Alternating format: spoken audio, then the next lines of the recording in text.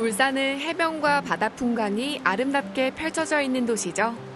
이곳을 삶의 터전으로 삼고 바다와 조화롭게 살아가는 해녀들이 있습니다. 그들의 삶은 어땠을까요? 아, 추워. 이렇게 날씨가 쌀쌀할 때 저는 따끈한 붕어빵 먹으면서 드라마 보는 게 제 낙이거든요. 선생님도 드라마나 영화 좋아하세요? 드라마, 영화 좋죠. 특히 이렇게 추울 때는 드라마, 영화 보면서 밤에 따뜻하게 있으면 참 좋죠. 근데 올해 엄청난 드라마가 있었거든요. 폭삭소가수다. 봤어요? 아, 저도 봤죠. 이 바닷가에 오니까 그 생각이 탁 나는데 그 드라마에 나오는 핵심적인 아이템이 바로 해녀였거든요. 맞아요. 저도 그게 기억나는 게 해녀가 거의 제2의 주인공이라고 해도 될 만큼 굉장히 임팩트 있더라고요. 그렇죠. 그 해녀가 울산에 있어요. 울산에요? 보통 해녀는 제주도에 있는 거 아니에요? 제주도에 있었는데 울산에도 엄청나게 많은 해녀들이 있어요. 400년 전부터 울산에 해녀들이 온 거지. 그 이야기가 풍성한 곳이 바로 울산 주전 바닷가인데 그곳으로 한번 가볼까요? 네, 지금 바로 가시죠. 한번 가봅시다. 네.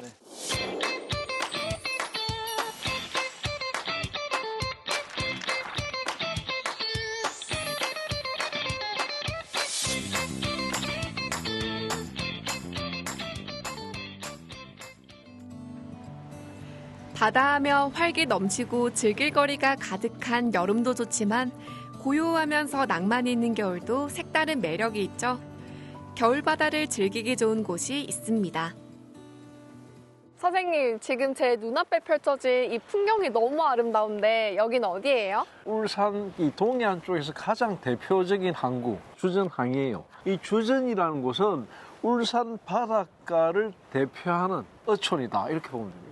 주전이 전 좀 생소한 이름이거든요. 주전이라는 말 자체에 이제 밭전자가 들어갔으니까 사람들이 좀 특이하다 하는데 네. 옛날부터 이 주밭이라고 불렀어요. 이 동네를. 여기 주자는 붉을 주자라는 슬 때문에 붉은 땅이다 이런 이야기가 있는데 사실은 그건 아니고 이 주밭 주전은 동해에서 떠오르는 태양이 가장 빠르게 다가오는 이 마을. 그래서 밝은 곳이라는 의미에서 시작된 말이고 그 밝은 곳이라는 것이 주밭, 주전으로 바뀐 겁니다. 조선조 후기 정조대왕 시절에 이제 기록에 여기에 주전 바닷가가 정확하게 나오거든요. 그리고 이곳은 옛날부터 임금님에게 진상하는 진상품들이 되게 많았던 아주 유명한 곳이기 때문에 그런 기록이 남아있는 것이죠. 근데 이곳에 또 하나 굉장히 유명한 게 있는데 바로 동해안길의 아주 환상적인 드라이브 코스예요. 예전에 관광공사에서 한국인이 죽기 전에 꼭 한번 달려봐야 할 바닷길 이런 걸 선정했거든요. 그 중에 들었던 포인트가 바로 이 주전 바닷길. 이곳을 이렇게 차를 타고 달리다 보면은 바다와 내가 하나가 되는 환상 속에 빠지게 되는 아주 멋진 길이거든요.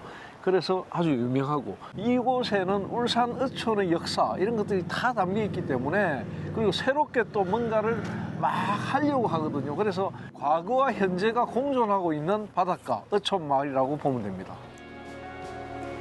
주전은 아름다운 풍광이 사람들을 반겨주는 울산의 대표 어촌 마을인데요. 사계절 내내 사람들이 이곳을 찾는 특별한 이유가 있습니다.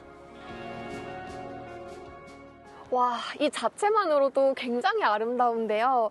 그럼에도 주전을 조금 더 자랑해 주신다면 어떤 게 있을까요? 주전은 역시 이제 먹을거리죠. 수심이 알맞게 깊지도 않고 얕지도 않거든요. 그런 곳에 해산물이 되게 풍부해요. 해초도 많고. 그래서 여기에는 전복이 굉장히 유명하고요. 물고기 종류는 우럭도 있고 뭐 장어도 나고 여러 가지 해산물도 많이 나고 특히 우뭇가사리, 한천 이거는 뭐 옛날부터 굉장히 유명했죠. 그래서 여기에는 해산물이 굉장히 풍부했기 때문에 여기서 많은 일들이 일어났고요. 특히 주전의 삼보라고 이야기할 수 있는 게 있는데 그 세 가지가 바로 이제 첫 번째가 1.5km 쫙 뻗어 있는 주전 몽돌밭. 굉장히 유명해요. 이 몽돌이 반짝반짝하고 크기가 딱 알맞거든요. 그래서 이게 옛날에는 주전 몽돌을 사람들이 막 훔쳐가고 그랬어요. 또 하나가 여기는 고래바다거든요. 앞에가 고래가 많이 있어요. 그래서 옛날부터 내려오는 고래논 전설이 있어요. 마지막 하나가 역시 이 해산물들을 채취하던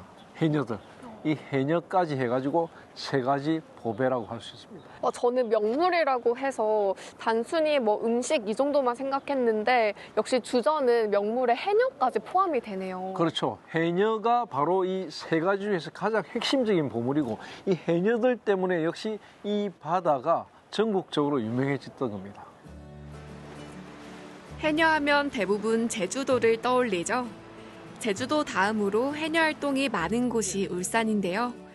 사람들은 잘 모르지만 울산 해녀의 역사도 꽤 오래됐습니다.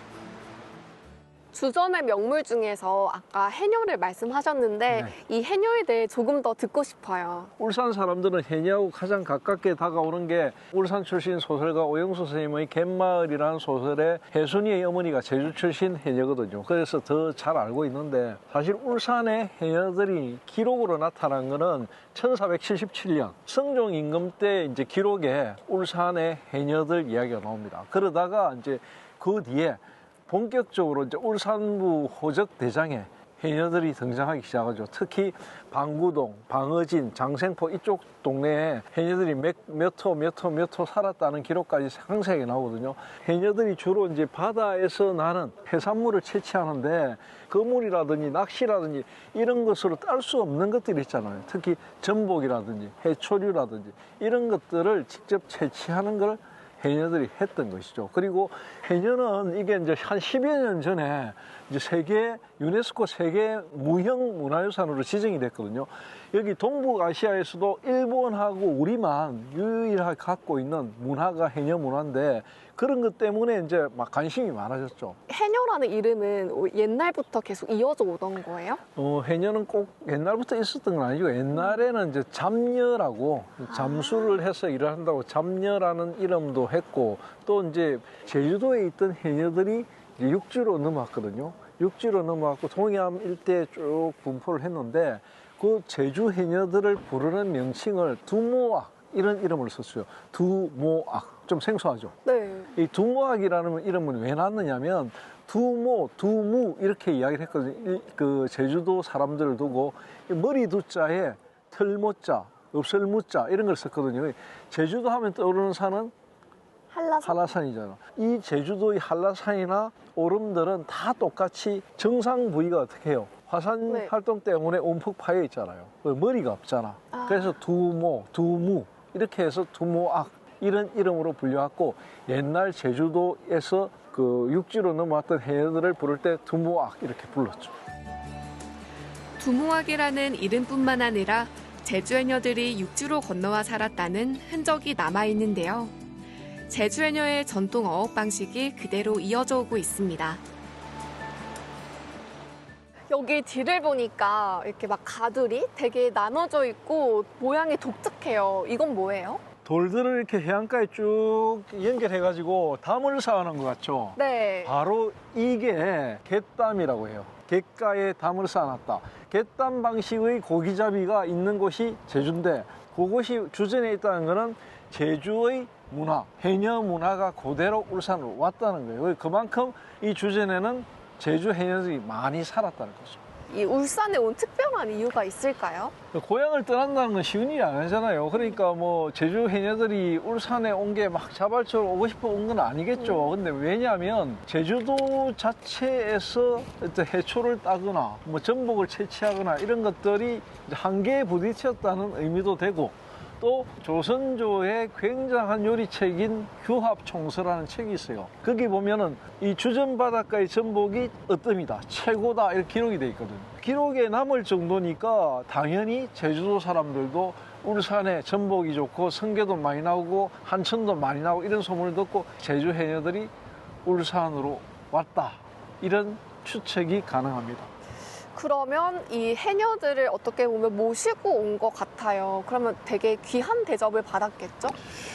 아무래도 이제 그렇게 하는 게 마땅한데 그 당시에 호적 대장에 보면 노비하고 같은 그 종류로 이제 구분을 해놨거든요. 그렇게 구분을 해놓은 거 보면은 제주 해녀들을 노비처럼 부려도 되는 사람쯤으로 취급을 했다는 거죠. 그러다가 이제 점점 숫자가 많아졌고, 그리고 이제 포자긴이라는 게 있어요. 일제강점기 때는 울산 바닷가에서 나는 해산물들이 작물도 많았고 풍성했고 일본으로 수출도 많이 했거든요. 그래서 포자긴들이 있어가지고 이 포자긴들이 제주의 해녀들을 데리고 와가지고 한 6개월 넘게 생활하는 거죠. 여기서 생활을 해가지고 많은 활동을 하다가 추석이 지나고 나면 바닷물이 차지거든요. 그때는 다시 제주로 돌아가고 그런 생활을 한참 동안 했습니다.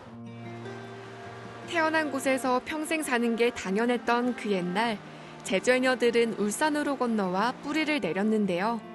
울산인들 사이에 스며들어 조화롭게 살아왔습니다. 이렇게 태어난 곳을 떠나서 타지에서 잘 살아낸 것도 정말 대단하고 또 한편으로는 울산이 이 포용력이 정말 좋다는 생각이 듭니다. 네, 그렇죠. 이제 울산에서 이제 처음에 제주도에서 온 1세대, 그리고 2세대, 3세대까지 왔거든요. 조선 말이 되면서 이제 해녀들도 군역을 했거든요. 그러니까 뭐 세금을 납부하게 하고 이러면서 이제 노비화되던 문서에서는 사라졌어요. 그러니까 차별이 그때부터는 없어졌다. 그리고 일제강점기 때는 완전히 어떤 상업이 활발해지면서 해녀들이 굉장히 귀한 몸이 됐다. 그런데 귀한 몸이 됐는데도 일제가 포자기를 통해서 채취된 물품이라는 걸 착취를 많이 했기 때문에 일본에 대한 반감도 되게 강했고, 그것 때문에 장생포하고 방어지 일대에서는 외의 순사하고 제주 출신 울산 해녀하고 굉장히 큰 충돌 사건도 일어나고 탄압을 많이 받는 그런 일도 많이 벌어졌어요. 그래서 제주에는 지금도 그 제주 해녀들이 부르는 노래 항일 해녀가가 있거든요. 일본에 항가하는 해녀가, 해녀들의 노래.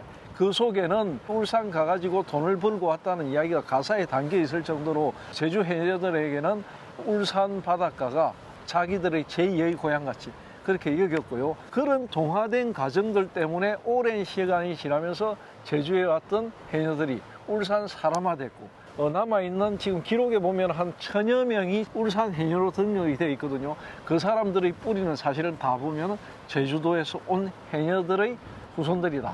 이렇게 보면 됩니다. 아까 선생님께서 제주 해녀들이 왔다 갔다 이렇게 생활을 했다고 하셨는데 그럼 언제부터 울산에 이렇게 정착을 한 거예요? 1960년대가 되면서 이제 해방 이후에 이제 많은 그 변화가 있었죠. 그 이후에 우리나라 바닷가 쪽에 전부 어촌계가 생겨요.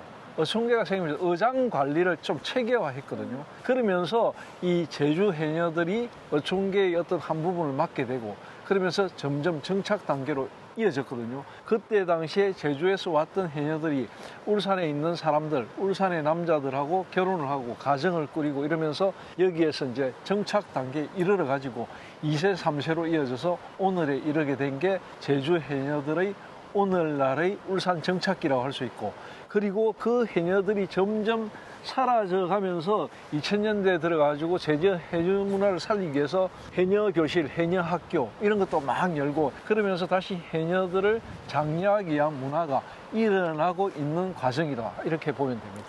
특히 지금으로부터 한 5년쯤 전에 울산시하고 제주 양쪽에서 해녀와 관련된 MOU를 체결했어요. 그러니까 MOU를 체결할 정도로 제주와 울산은 굉장히 깊은 친연성을 가지고 있다. 이렇게 말할 수 있습니다. 인류가 함께 지켜야 할 유산인 해녀는 거친 바다에서 서로를 돕고 배려하며 공동체 의식을 키워왔는데요.